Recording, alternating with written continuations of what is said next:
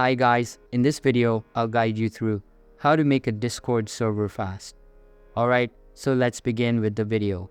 First, open the Discord application on your device and make sure it is updated to the latest version available.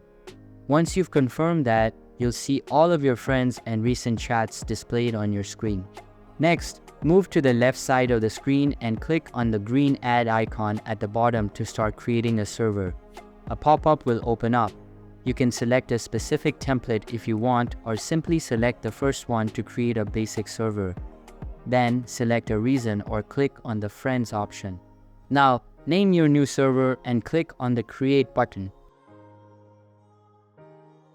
In order to invite your friends, click on the Invite button and then send the invite link.